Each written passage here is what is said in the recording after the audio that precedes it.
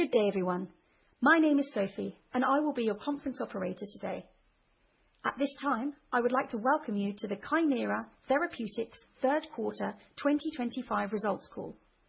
All lines have been placed on mute to prevent any background noise. After the speaker's remarks, there will be a question and answer session. If you would like to ask a question during this time, and you have joined via the webinar, please use the raise hand icon, which can be found at the bottom of your webinar application. If you have joined by phone, please dial *9 on your keypad to raise your hand. At this time, I would like to turn the call over to Justine Koenigsberg, Vice President of Investor Relations. Good morning and welcome to Kymera's quarterly update. Joining me this morning are Nello Mainolfi, Founder, President, and CEO, Jared Gollob, our Chief Medical Officer, and Bruce Jacobs, our Chief Financial Officer. Following our prepared remarks, we will open the call to questions from our publishing analysts. If you would like to ask a question, please use the raise hand icon, which can be found at the bottom of your meeting window. And to help us move efficiently through the Q&A session, we ask that you are ready to unmute your line when called on. In addition, we ask that you please limit your question to one and a relevant follow-on to be sure we have enough time to address everyone's questions this morning. Before we begin, I would like to remind you that today's discussion will include forward-looking statements about our future expectations, plans, and prospects. These statements are subject to risks and uncertainties that may cause actual results to differ materially from those projected.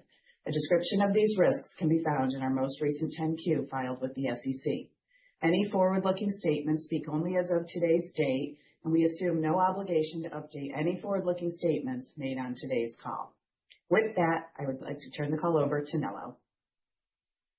Thank you, Justine, and thanks everybody for joining us this morning. Now, in the final quarter of the year, as we reflect on 2025, I'm happy to say that our team has executed exceptionally well across all parts of our business, and we're very proud of all that we have accomplished this year. We're committed to building a global biopharmaceutical company and have established a strong foundation that will serve us well as we scale an organization and continue to advance our industry-leading oral immunology pipeline. As shown on this slide, I'd like to highlight a few of the key achievements this year that positions us well for important future milestones. In less than 2 years since unveiling our STAT6 program, we have demonstrated exceptional progress in advancing our first-in-class STAT6 degrader KT-621. To recap, we completed a healthy volunteer study ahead of schedule with impressive results. We enrolled and completed dosing in the phase 1b trial in AD patients, with data coming in December. We initiated our first of 2 phase 2b trials, BroADen 2 in AD, and we're on track to start the BREADTH phase 2b asthma trial in the first quarter of 2026. We were also featuring 2 recent late-breaking presentations, which have helped us maintain high level of visibility with the medical and scientific communities, where there continues to be strong interest in oral medicines with potential for biologics-like activity. Beyond STAT6, we unveiled our IRF5 program this spring and presented the robust preclinical data at the American College of Rheumatology annual meeting just recently. We've also completed the KT-579 IND-enabling studies and remain on track to initiate the first clinical trial in healthy volunteers early in 2026. In addition to IRF5, we continue to advance an earlier stage undisclosed immunology pipeline, and our goal remains to address many of the major immunology indications with oral medicines.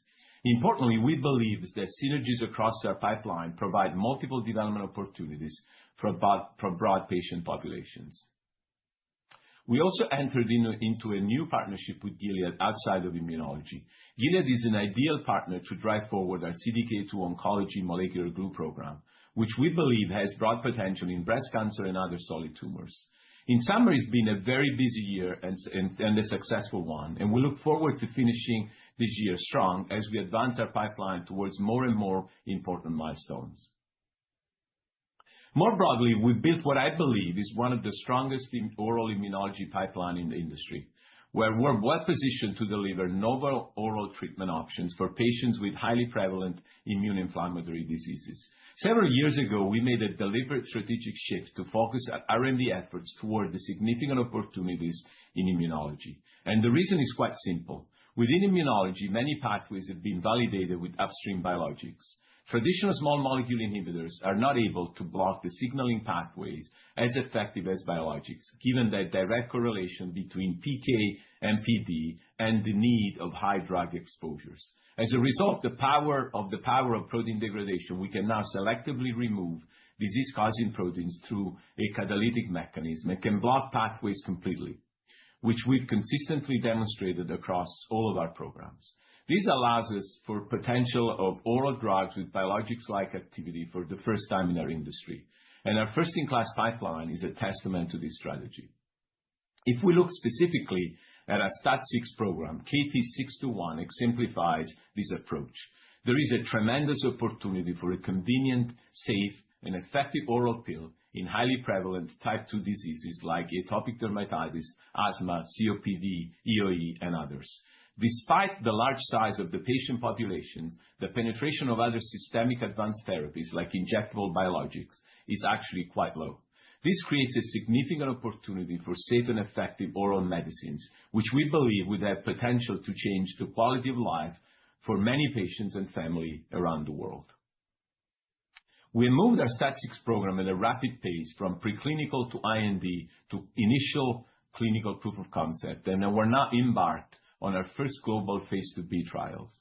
In fact, we filed our IND in September 2024, and by the fourth quarter of 2025, we've already launched our first phase 2b study. This progress is a strong testament to the speed, focus, and executional excellence of our team in driving this program forward. Looking back at KT-621 phase 1 healthy volunteer study, we demonstrated at very low doses we can degrade STAT6 fully and block Th2 disease-relevant cytokines in healthy volunteers as effectively as upstream biologics and in a well-tolerated manner. We're moving quickly towards completion of the broadened phase 1b trial, which we initiated in the spring. To remind you, the trial was designed to achieve three important goals: to confirm robust degradation in blood and skin and understand the translation from healthy volunteers to AD patients, to allow us to refine the phase 2b doses based on that translation, and to demonstrate that robust STAT6 degradation in AD patients can impact biomarkers and clinical endpoints similar to upstream biologics, specifically dupilumab. Given that the trial is fully enrolled and we plan to share the data next month, I wanted to use this call one last time to reiterate expectations we're setting into the study across the four dimensions we're evaluating KT-621 on: degradation, safety, biomarker, and clinical activity. With respect to STAT6 degradation, the goal is to translate in AD patients the robust degradation of STAT6 in blood and skin that we have seen in the phase 1 healthy volunteer study. The safety profile is paramount, and we hope to continue to see a safety profile in line with what we've seen in both healthy volunteers as well as our preclinical studies. With respect to biomarkers, we plan to look in both blood and skin. In blood, we've highlighted TARC as the most relevant biomarker at the 4-week time point. After achieving up to a median reduction of 37% of TARC in healthy volunteers, and given that in atopic dermatitis patients generally have higher baseline TARC levels, our expectation is to show a meaningfully more robust TARC reduction.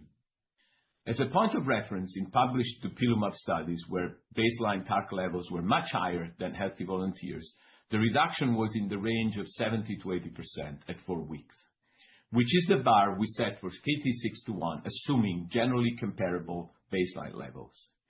In skin, we also plan to assess KT-621's impact on skin transcriptomics, which we have not assessed in the healthy volunteer studies.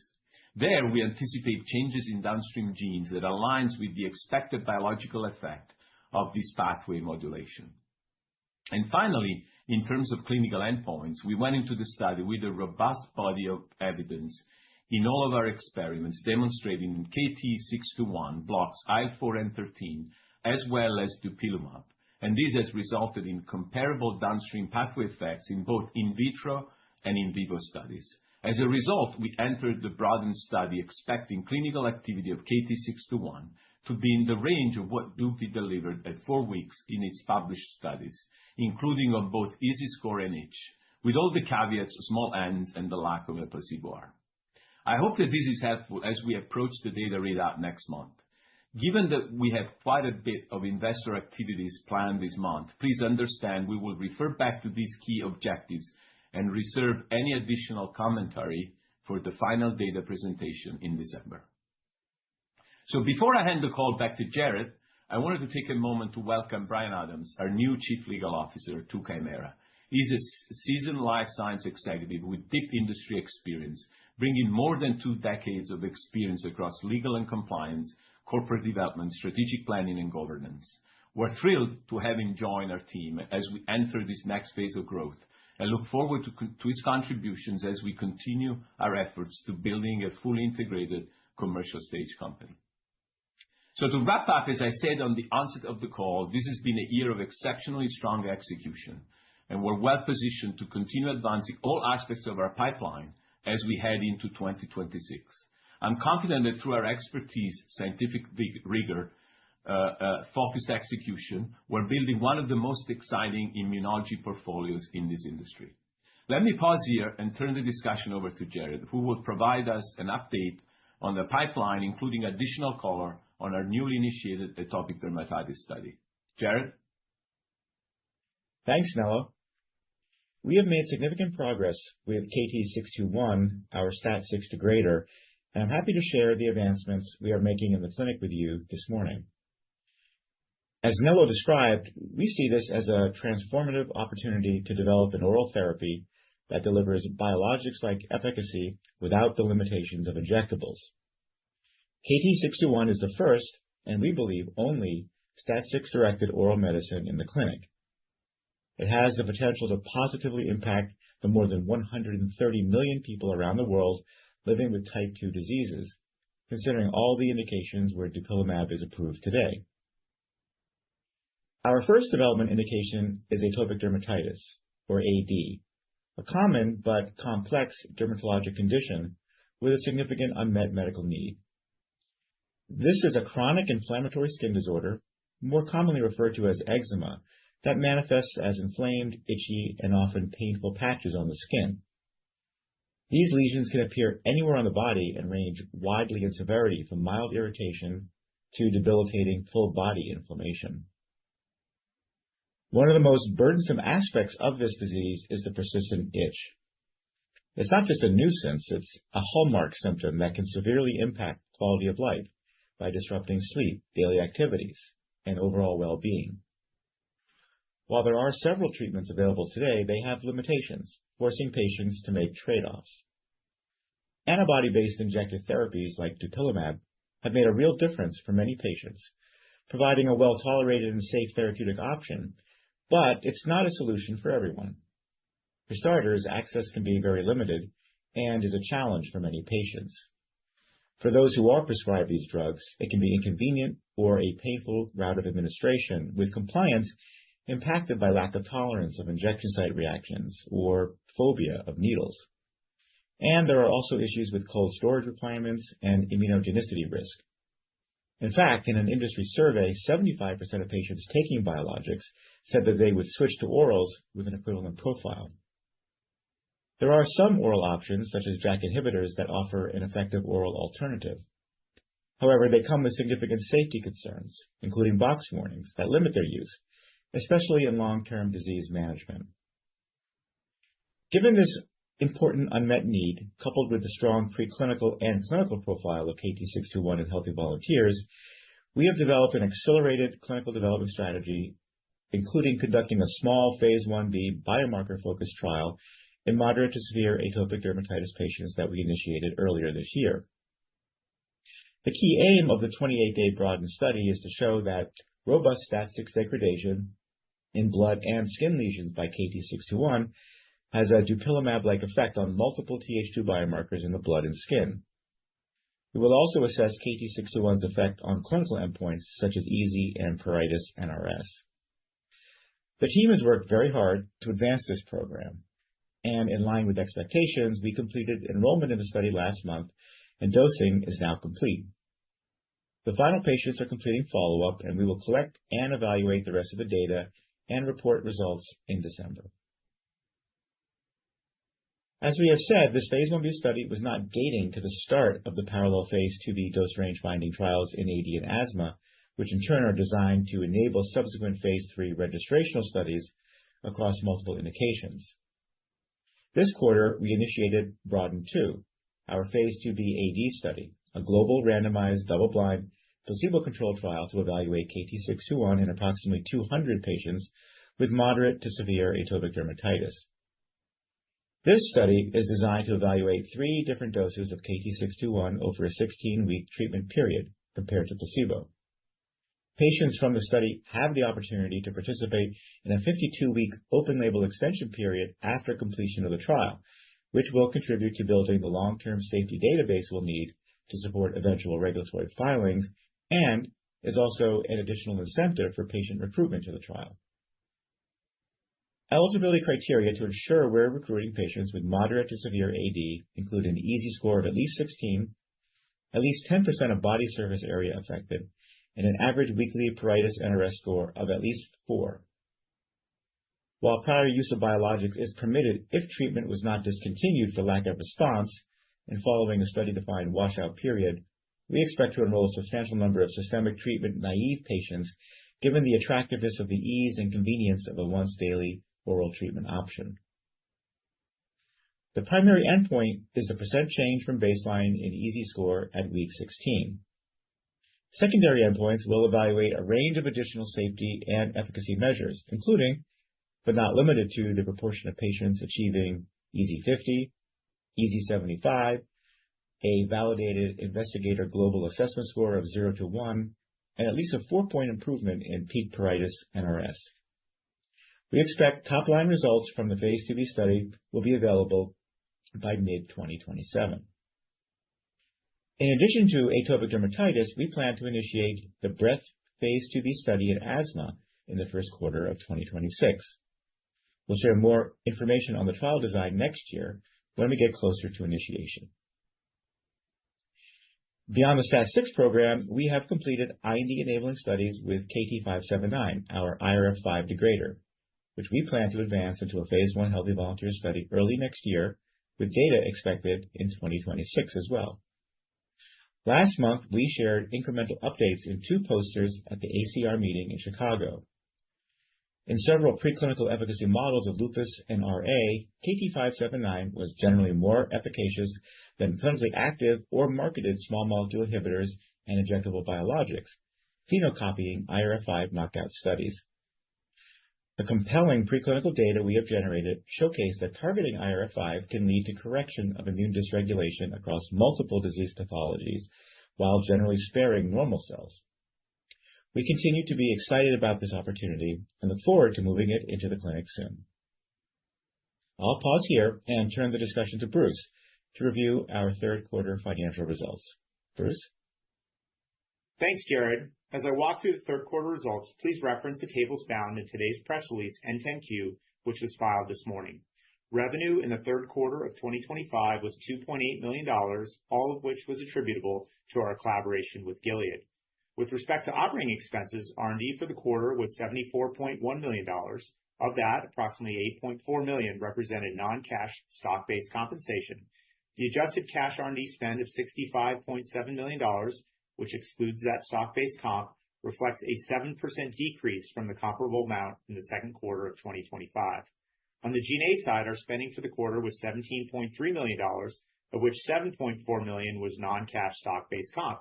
The adjusted cash G&A spend of $9.9 million, again excluding that stock-based comp, reflects a 3% decrease from the comparable amount in the second quarter.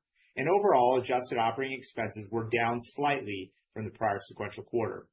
We ended September with a cash balance of $978.7 million, providing a cash runway into the second half of 2028. This runway allows us to complete both KT-621 phase 2b trials in AD and asthma, cover startup costs in the initial phase 3 activities for the STAT6 program, advance KT-579 through initial POC testing, and advance our research pipeline as we scale and grow Kymera. Just a quick reminder, our runway calculations, exclude any unearned milestones from our collaborations with Sanofi and Gilead. Regarding Sanofi, we expect that they will advance KT-485 into phase 1 testing in 2026, which would trigger a development milestone payable to Kymera. As for the Gilead collaboration, upon exercising its option for a CDK2 glue, we are entitled to a milestone payment.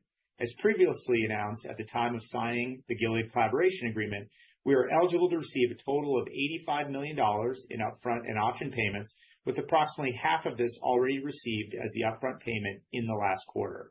We look forward to the continued progress of both the IRAK4 and CDK2 partnered programs. With that, we'll pause here so we can convene in our main conference room and open the call for your questions. Thank you.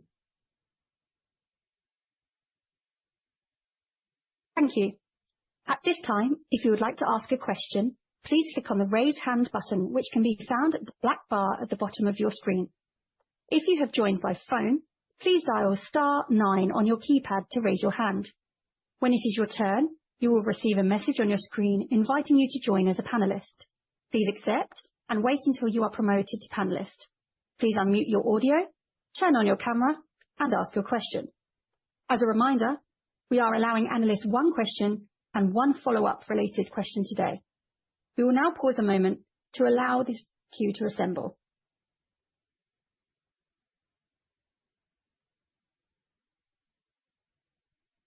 Your first question comes from Jeffrey Meacham, Citi.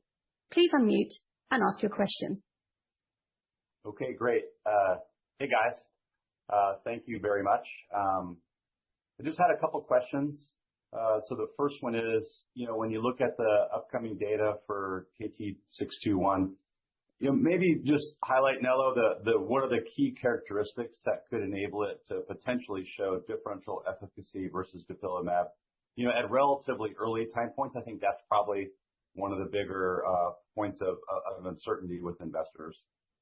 And then the second question is, when you look at the 2 doses of the Broaden study, is the expectation, or the 3 doses, is the expectation that the lower one, maybe has a lower impact on degradation and therefore is subtherapeutic, or is it to test the upper end of where you'd like to be from a safety tolerability? I'm just trying to get a sense for the selection of the doses and kind of how you would frame that out for what would be the ideal kind of result. Great. Thanks, Jeff, for the question. So on the first one, let me just take a step back. So in all the work that we've done with our STAT6 program for multiple years now, we've been working on this program for a very long time.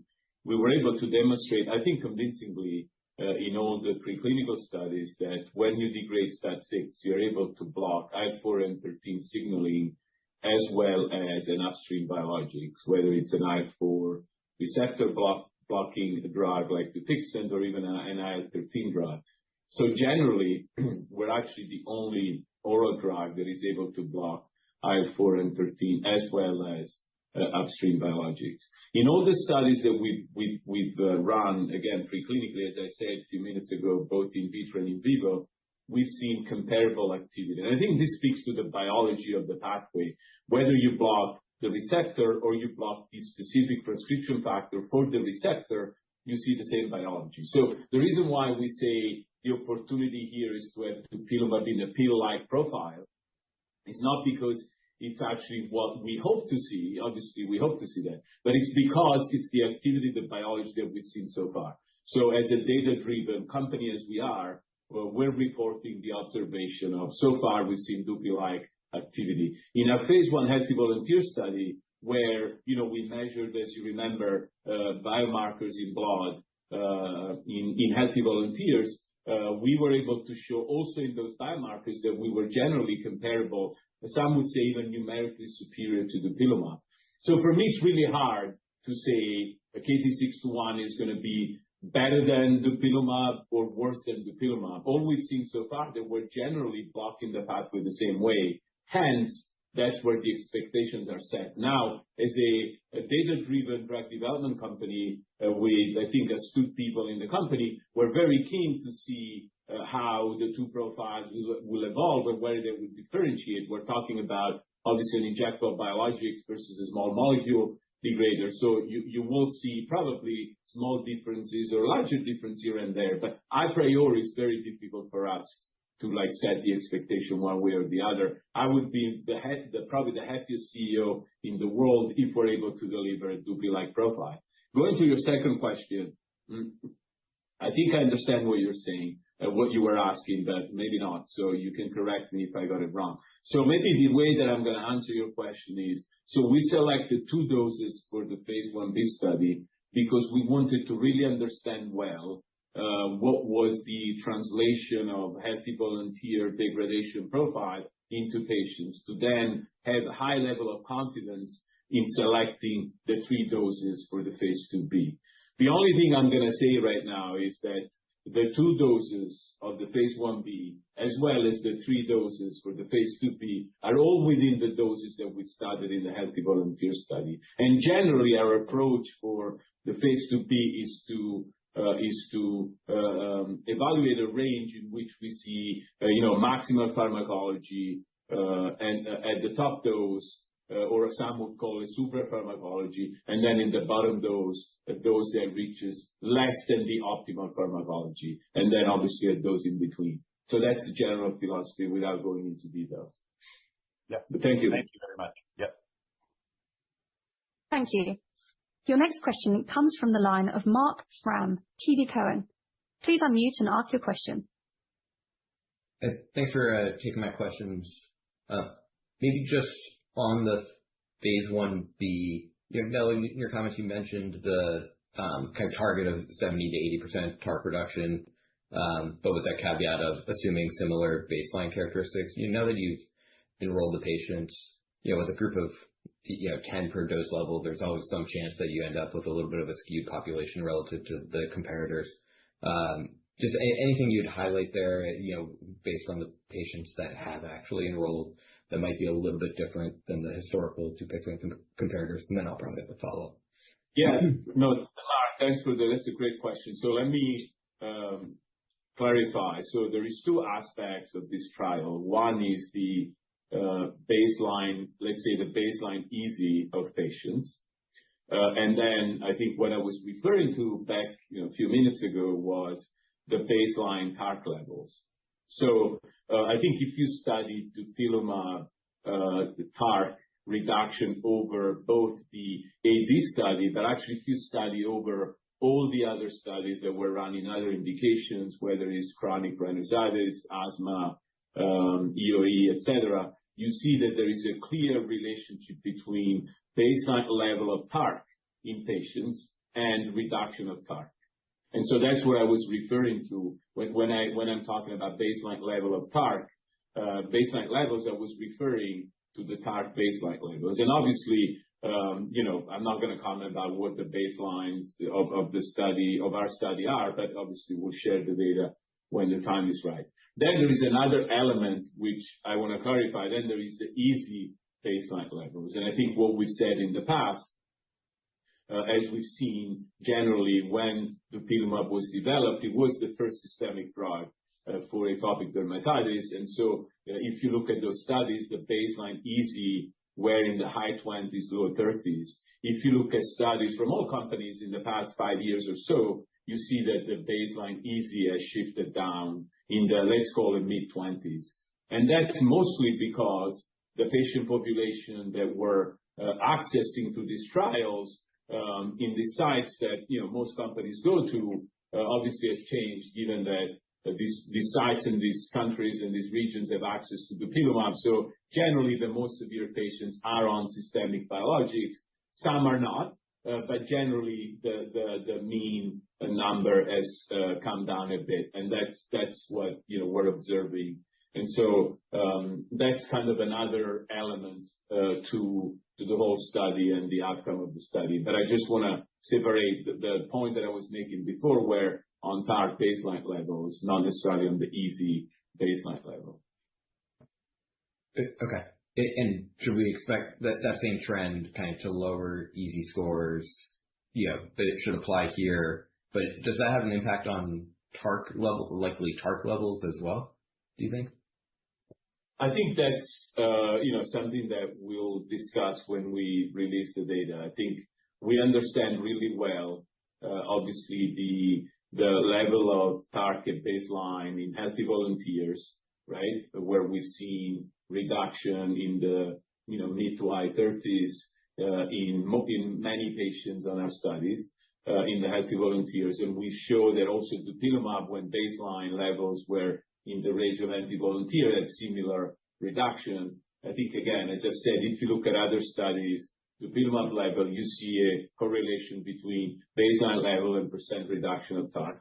And so I think that's the observation that we're sharing looking at those studies. I don't want to preview our study because as I mentioned a few minutes ago, I don't think it would be productive to preview some data here versus December.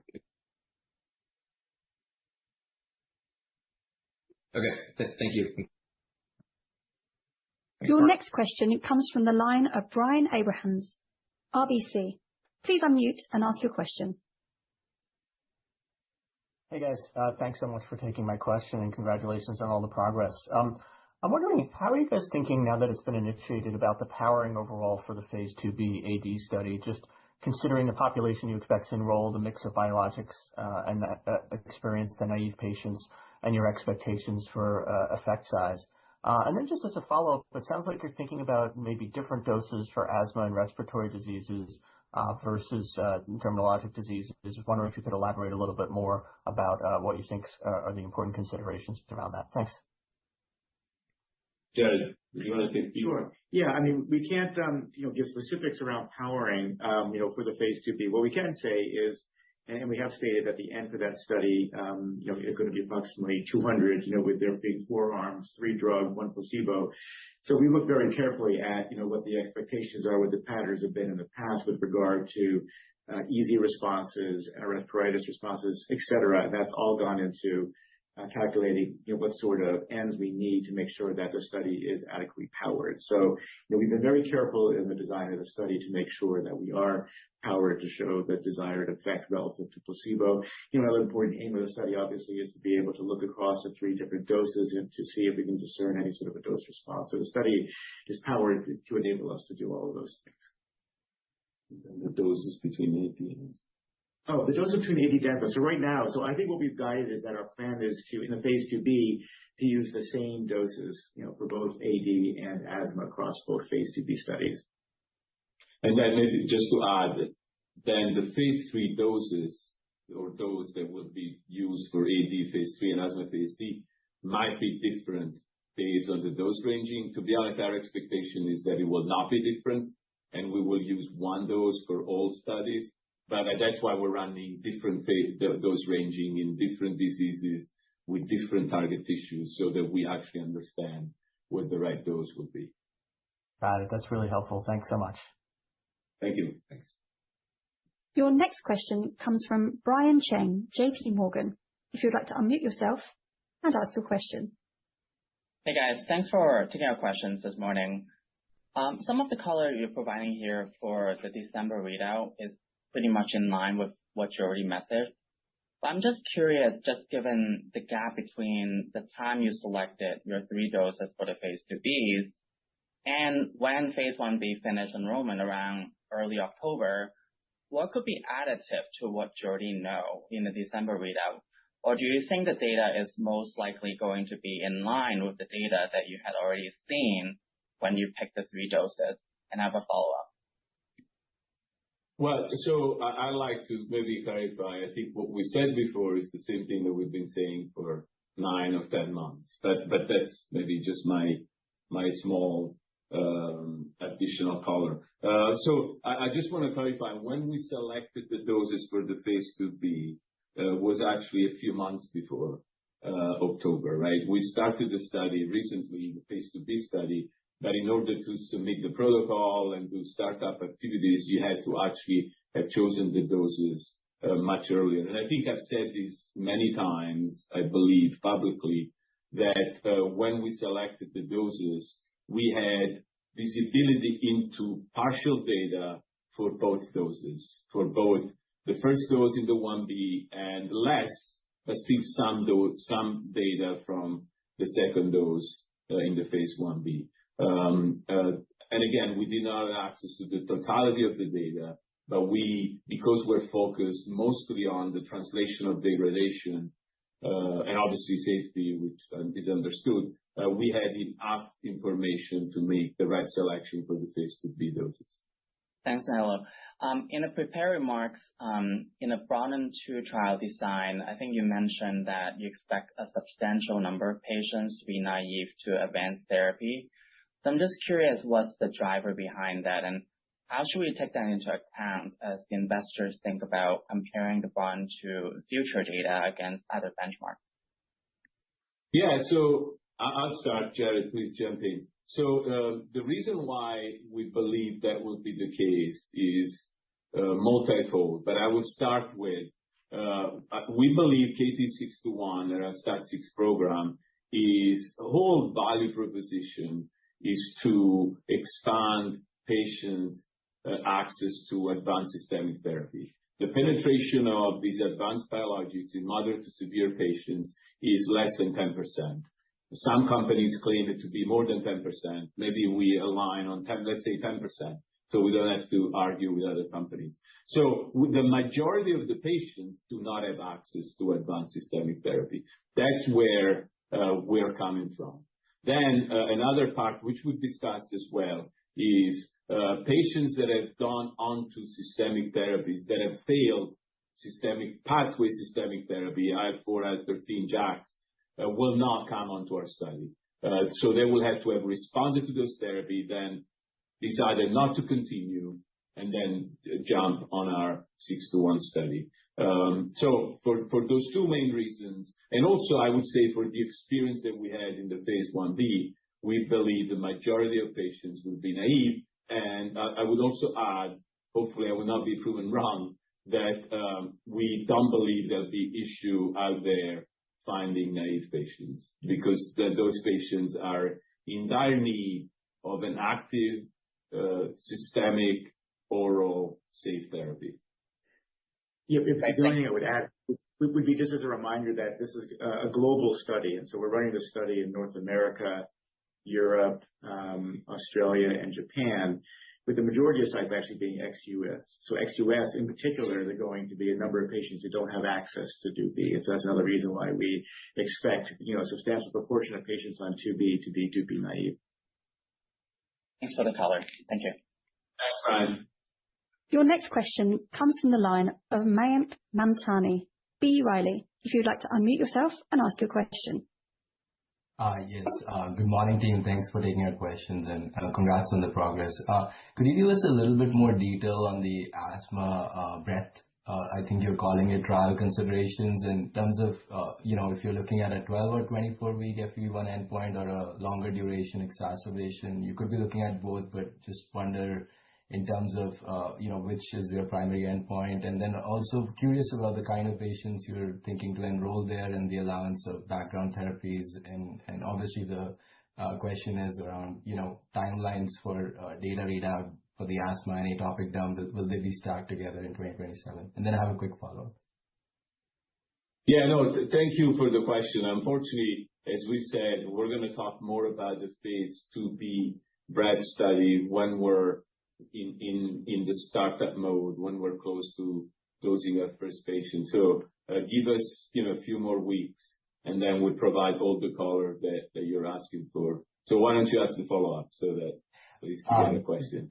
And maybe just to talk a little bit beyond 621 and about your pipeline beyond that, just on the 579, could you maybe give us some color on what the initial targeted indications would be, just given the broader inflammation cascade that you're targeting there? Thanks for taking our questions. Yeah, maybe just high level.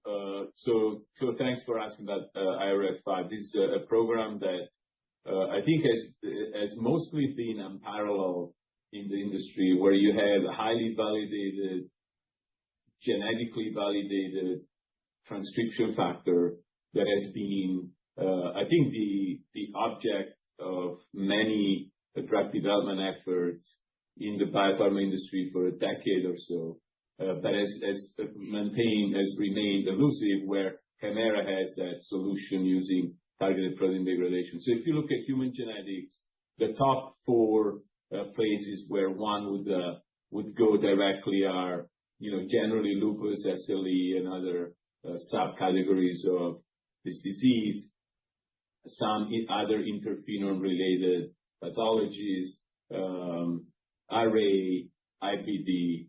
So those are where human genetics point to, what preclinical data point to. I think when we're closer to the phase 1 study, we'll be able to share more about our development plans. Jared, anything you want to add? No.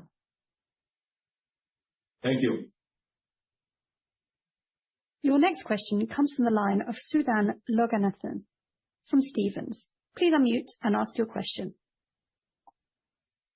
Hi, good morning, Kymera team. Thank you for taking my question.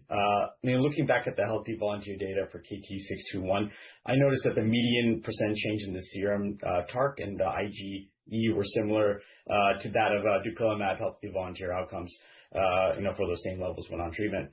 There was a noticeable, rebound higher, obviously, whenever on these levels when the patients were off of KT-621, as you showed.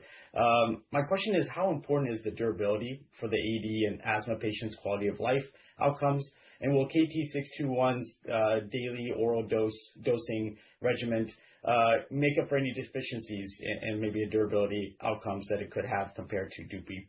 And does dupilumab mode of administration and systemic effects just inherently lend to a more durable outcome?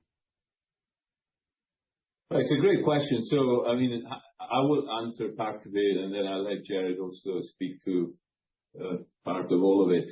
The beauty about our drug is that it's a once-a-day oral that allows you to block IL-4 and 13 continuously at steady state. The beauty of our drug is that you can stop and start when you want, if needed, without long washout period. The beauty about a once-a-day oral drug is that as long as you continue to take the drug once a day orally, you will see profound effects, or at least the effect that the biology, the underlying biology, will have. I don't believe that if these drugs are taken as prescribed, obviously we're still very early to compare to dupilumab, that you have more or less duration of the effect. The only main difference that I would say between an injectable biologics and a once-day oral degrader, not small molecule inhibitor, is that the once-a-day oral degraders allow you to have steady-state complete pathway blockade. I believe with dupilumab, a couple of days before your next dose, you're not maximizing the pharmacology as much. So you might actually have less pathway blockade, continuous pathway blockade, than a once-a-day oral degrader. Now, what would that mean from a therapeutic perspective? Obviously, time will tell and studies will tell. Yeah, and maybe coming back to your comment around the phase 1A, just to clarify, patients were on the MAD portion, were getting 14 daily doses. And so when we look at the effect on TARC and eotaxin-3 in particular, that suppression or inhibition was seen throughout the entire 14-day dosing period. In fact, if you looked at day 7 versus day 14, levels were actually continuing to go down, TARC and eotaxin-3 between day 7 and 14, which suggested that if we had continued dosing beyond day 14, we might have seen more suppression. So there was no recovery of TARC and eotaxin-3 until dosing was stopped after day 14, and then you see a gradual recovery. So that just speaks to what Nello was referring to in terms of the durability of the effect as evidenced by even in healthy volunteers, a durable effect on those biomarkers. Thanks.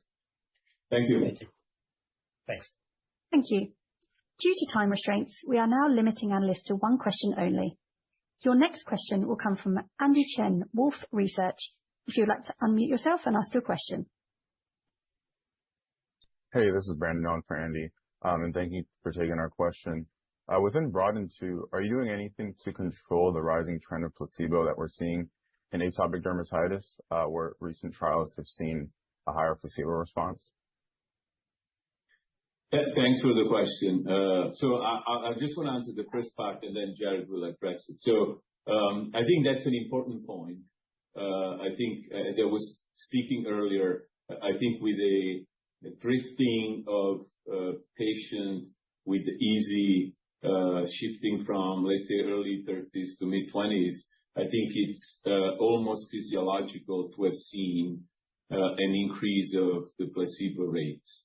I think though there are ways in which one can minimize the effect. And maybe Jared, you can speak to it. Sure. Yeah, I think, as far as we see it, I think this is based on general learning from prior studies. There are really three main things that one can do to try to limit that placebo rate. One is making sure that you have the right protocol design and site selection so that you're making sure you actually have patients with atopic dermatitis, not other skin diagnoses, and that you make sure you have moderate to severe patients, that you're not somehow also getting mild patients. The milder patients, the more mild patients you have, who should not really be enrolled in these studies, but if they are enrolled, are going to have, a contribution to placebo rate. The second important thing is to select, very experienced sites, because you want the raters, the people who are assessing the endpoints, to have the right expertise, the right derm expertise here for AD. And you also want to have the proper training of those raters to make sure they're able to, assess EASI, for example, consistently and accurately.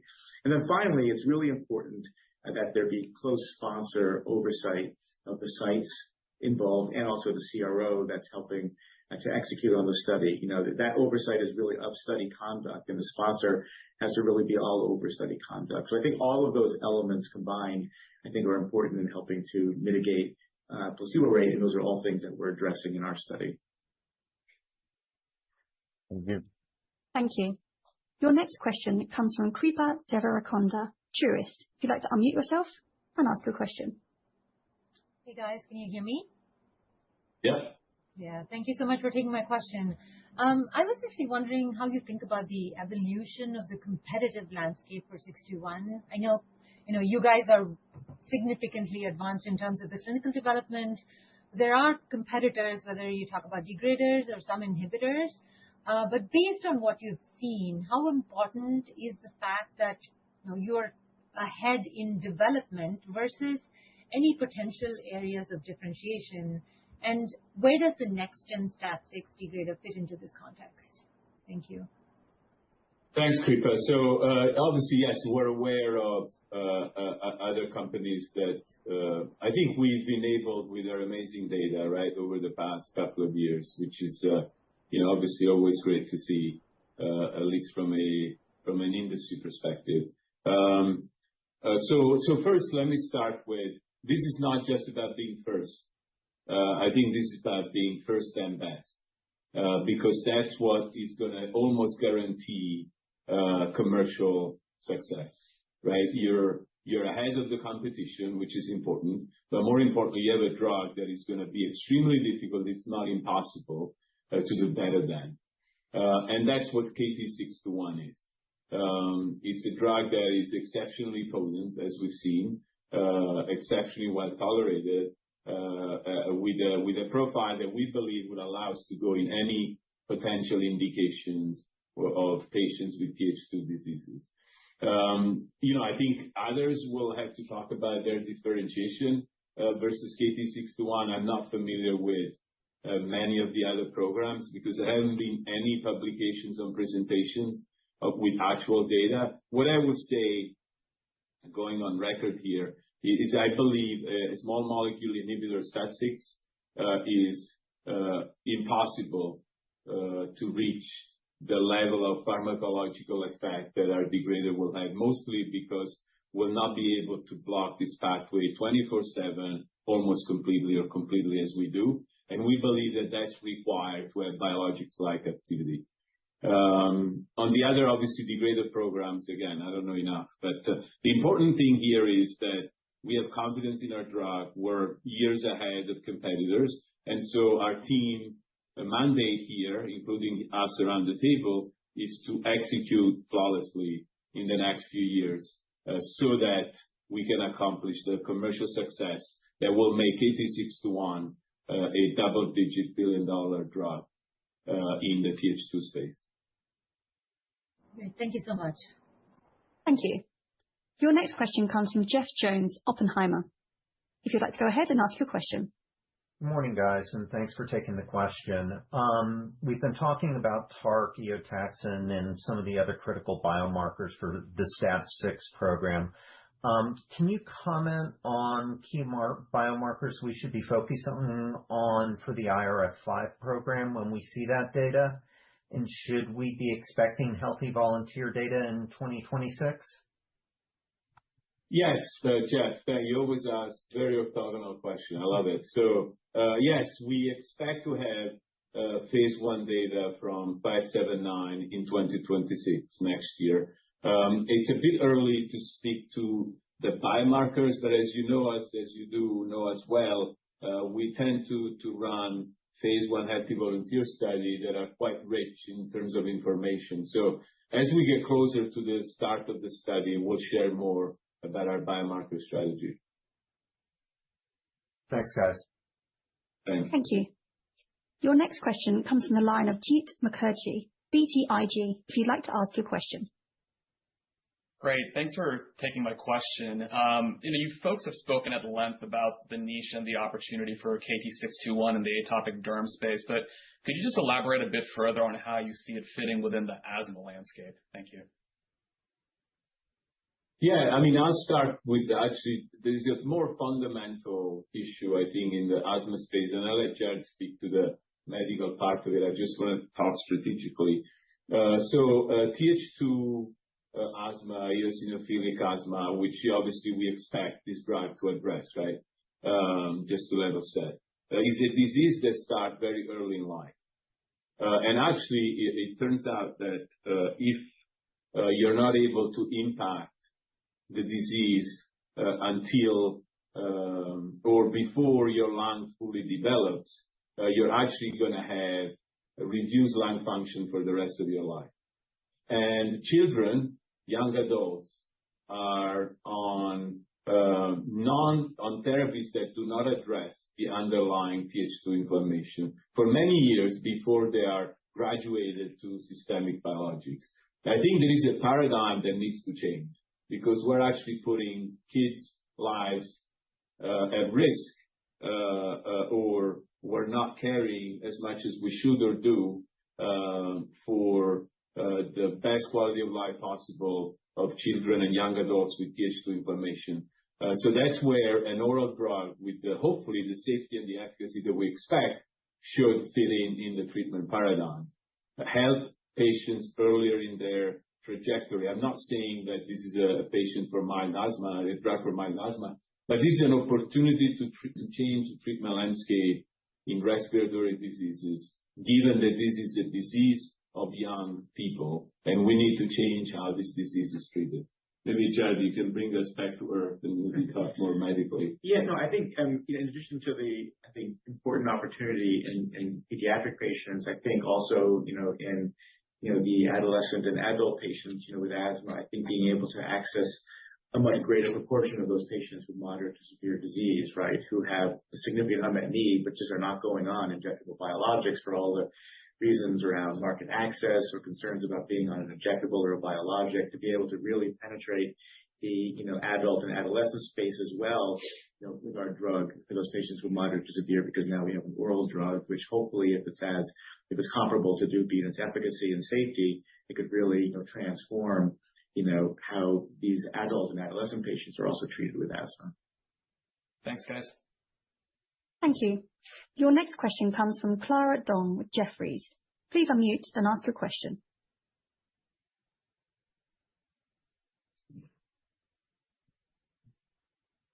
I think Clara, we can't hear you.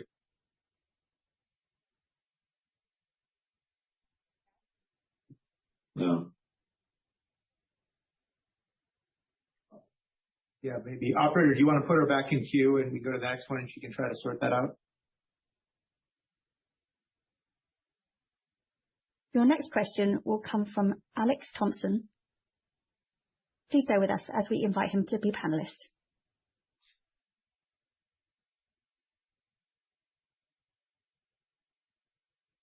Thank you, Alex. If you'd like to go ahead and ask your question.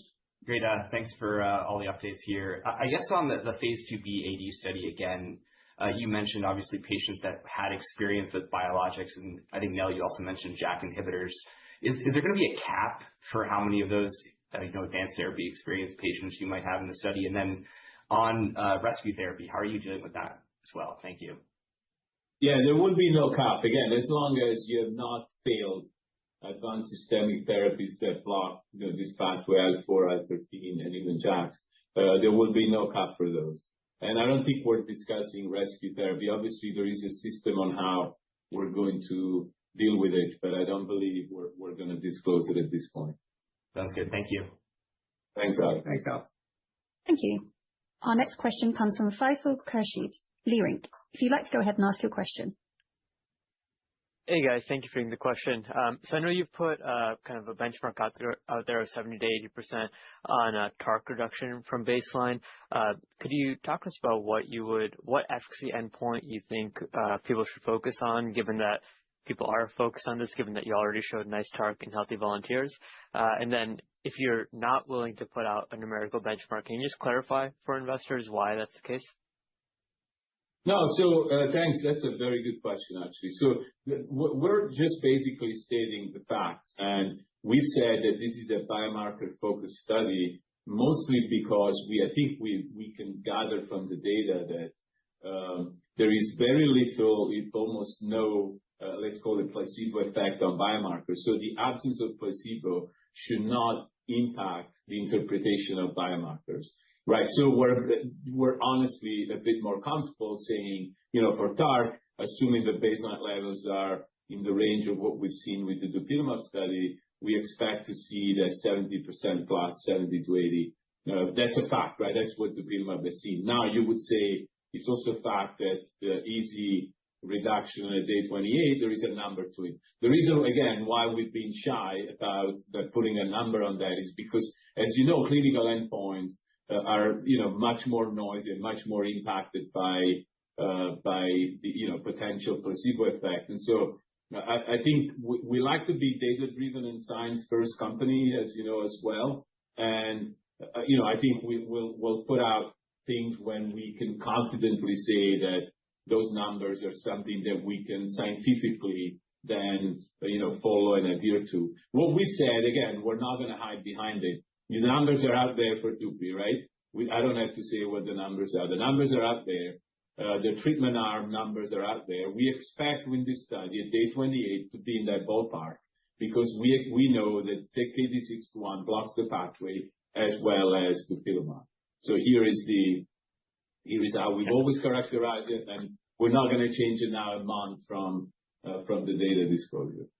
Appreciate it. We'll look forward to the data next month. Thank you. Thank you. Our next question comes from Judah Frommer, Morgan Stanley. If you'd like to ask a question.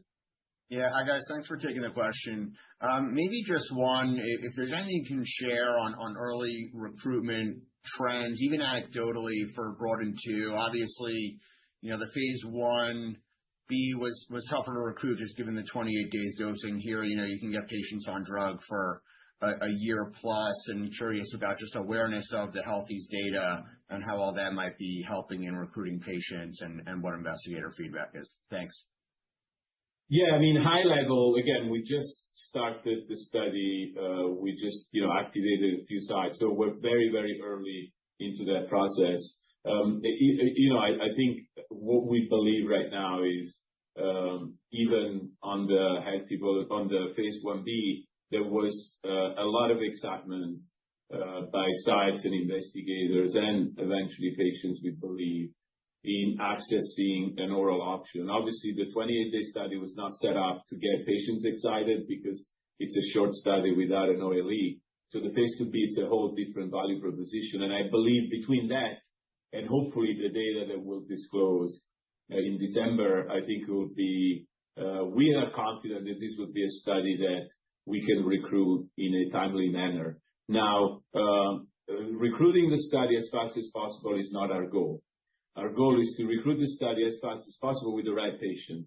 Going back to what Jared was saying earlier, we have a paranoid oversight of this whole study because we want to try and control the placebo rates as much as possible, even if that has to be at the expense of a week or two or 4. So that's where we're coming from. But hopefully we'll be able to share more about your question as we get deeper into the study. Thank you. We would like to invite Clara Dong to try one more time. If you'd like to unmute yourself and ask your question. Good morning, team. Can you hear me now? We can hear you. We see somebody else, but we can hear you. Go ahead. Thank you for letting me try again. So my question is on the phase 1b trial. So this trial has a relatively short follow-up for weeks of patients. So among all the key endpoints like biomarkers, clinical efficacy, and safety, which ones are you, in your view, are relatively less affected by the treatment duration, and which endpoint do you think is more complex to interpret because of the trial design? Thank you. Yeah, so I think very quickly, because we're almost running out of time. If you look at the dupilumab study, I don't believe, and hopefully I'm not wrong, Jared, correct me, I don't believe there was any endpoint that reached maximal effect at week 4. So I think it's hard for me to say which one is going to be less or more impacted by this 28-day duration. I think we'll look at all the data together in December and answer the question better. Thank you. Thank you. Our next question comes from Brad Canino, Guggenheim. If you'd like to go ahead and ask your question. Hey, great to see everyone again. Maybe just close out on a capital allocation question for Nello, because you're in the most comfortable cash position you've ever been in with the company, but also have the highest capital demands ever faced by the company. So how do you think about deployment of each incremental investor dollar across KT-621, the named pipeline, and the platform to really maximize value for Kymera at this juncture? Yeah, great question. So I probably need half an hour for this, but in 30 seconds is, I think there has never been a biotech company that has developed a program like KT-621 on their own fully. So we appreciate this is a unique both opportunity and responsibility to do capital allocation the right way. I will also say that if we became a STAT6 only company, we would not be fulfilling the mission that we have of a global company that develops drugs that impact patients across the world with different diseases. Obviously, there is a medium, a happy medium between going all in on 621 and spending a lot of money on the other programs. And I always believe that we need to earn the right to invest more. So our ability to invest more in 621 would be driven by the success of 621. Our ability to invest more also in other programs will depend on also our ability to have success with our clinical pipeline. So we don't do resource allocation because we have money. We allocate capital because we earn the right to do more. And that's the strategy since day one. Thank you. Our final question of today comes from Joe Catanzaro, Mizuho. If you'd like to go ahead and ask your question. Perfect. Thanks so much. Appreciate you guys taking my question here. Maybe a follow-up sort of along the lines of duration of effect. Wondering if you could say anything about the level of compliance that you observed in the phase 1b, but maybe more importantly, looking towards the phase 2b and 16 weeks of dosing, what you guys can do to ensure a high level of compliance there. Thanks. Yeah, no, it's a great question. So obviously, with an oral drug, industry data will tell you that getting 100% compliance is, it's difficult, just because we all forget to take one pill one day. And with biologics, you can ensure compliance by asking patients to be injected in the site. So obviously, we're aware of it. We're actually using, novel technologies to increase as much as we can adherence to the study protocol with regard to taking the drug. And we're confident that that will deliver what we need. I will add one last thing. I know we're way out of time. The beauty about a degrader drug is that you can actually skip a dose and maintain maximal pharmacology, assuming you have the right dose that reaches complete degradation. That you will never see with a traditional occupancy-based small molecule inhibitor. So we have a bit of a cushion on the adherence question, but obviously we're not sitting on it. We need to ensure as much as we can 100% adherence because we want to maximize the benefit to patients. Thank you. Great question. I'd now like to turn the call over to Nello Mainolfi for closing remarks. Okay, thank you. I'm sorry we ran beyond the 9:30 goal that we had. I want to thank everybody. Obviously, lots of questions. We are always available to continue to engage. This has been the most exciting year of Kymera, and we have 1.5 more months or so to go. So stay close. I think it's gonna be exciting time in the next few years developing this really once in a generation drug and the broader pipeline. So thank you again today, and we'll talk more soon.